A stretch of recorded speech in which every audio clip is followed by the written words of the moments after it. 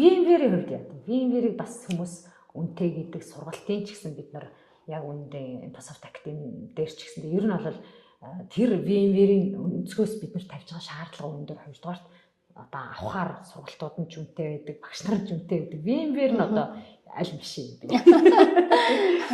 За VMware бол ер нь бол яг нөгөө virtual буюу серверийн одоо нөгөө нэг хүчин чадлыг олон жижиг хэсэг хуваагаад хэрэглэгч илүү үр бүтээмжтэй ашиглах яг энэ virtual технологийн хувьд бол VMware яалтчгүй хамгийн үнэтэй технологи. Гэхдээ одоо VMware-ийн одоо нөгөө лицензийн policy дээр бол нэг томоохон хэмжээний өөрчлөлт гарсан. За энэ өөрчлөлт маань бол 2022 оны 5 сард ер нь бол нөгөө жил болгон subscription төлөё гэдэг ийм шийдвэр гарсан байгаа. Тэгэхээр нэг дундаж одоо Монгол ашигладаг дундаж серверийн хувьд жил болгон бараг $20,000 төлнө. Энэ нь бол зөвхөн одоо тэр одоо virtual технологид төлж байгаа төлбөр байна.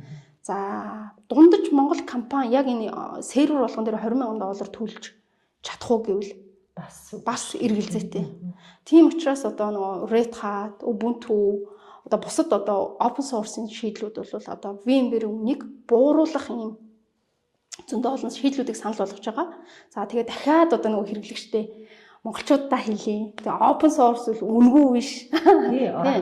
Тийм тодорхой хэмжээний төлбөртэй систем байгаа. Энэ бол лицензийн төлбөрийг тодорхой хэмжээнд бууруулдаг болохоос биш нөгөө 0 болгодог. Тэгээд маш олон одоо Монгол компаниудын хувьд бол за бид VMware-ийн лицензийн төлбөрийг төлж чадахгүй. Тийм учраас open source руу шилжиж байна. Шилжихтэй болохоор яаж гэсэн манайх маш огцом шилжилт хийгээд үн төлбөргүй програм хангамж дээр тавьж байгаа.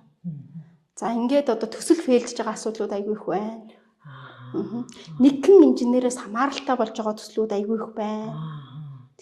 Тэгэхээр бол байгууллага хэрвээ тухайн одоо системийг найдвартай ажиллагааг хангая, аюулгүй байдлыг хангая, буцаад стандарт систем ашиглая, асуудал үүсгэхэд хэн нэгнээс туслам шимжлэг авах одоо тийм боломжтой бай гэж үзвэл одоо тодорхой хэмжээний төлбөр төлнө гэсэн үг.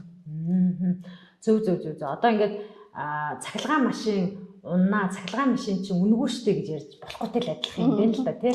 Цахилгаан машиныг ингээд бид нар арзетхэн залгаад цэнгэлжээ, унчаач, хямдхан штэ гэж байгаа боловч цаана цахилгааны үн төлж байгаатай ялгаагүй юм байна. Тэ систем үн төлбөргүй авна гэдэг яриа бол энэ харуудаг байхгүй юм байна. Систем өөрөө дотроо үнэтэйгч авч болох юм байна, хямдынч авч болох юм байна. Эсвэл бүр одоо галзуу тансгийг аваад үнэхээр одоо бүх мэдээллийг одоо хадгалаад аюулгүй ажиллагаагаа хангаад явъя гэж бас болох юм байна тийм үү?